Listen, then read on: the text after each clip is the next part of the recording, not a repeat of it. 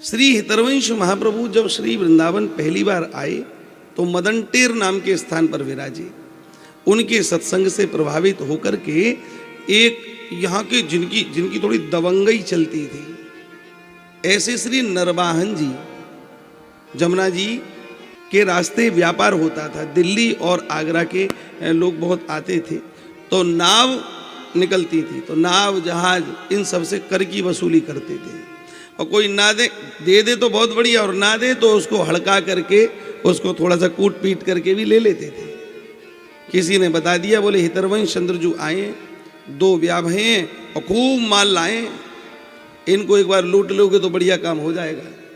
अपने सब ग्रुप के साथ लूटने के भाव से पहुंच गए, लेकिन यहाँ श्री हित महाप्रभु जी मदन टेर पर बैठ करके श्री राधा रसोपासना की चर्चा कर रहे थे और श्री वृंदावन के दिव्य स्वरूप की चर्चा कर रहे थे। ये तो आए थे कि इन पर प्रहार करेंगे और लूटेंगे, लेकिन छिप करके झाड़ियों में सुन रहे हैं। सुनिएगा ध्यान से, सुनना परम आवश्यक है।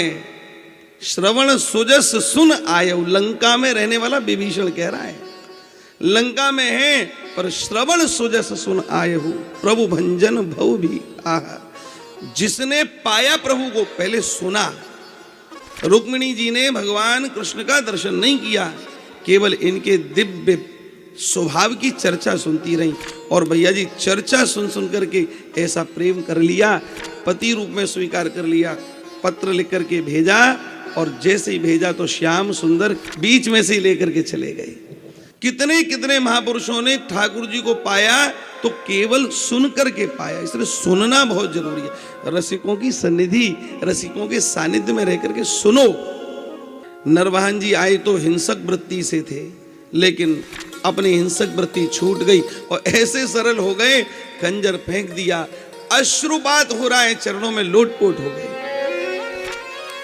हे दिव्य महापुरुष, आपका दिव्य स्वरूप क्या है अब समझ में आया, मुझे क्षमा करें।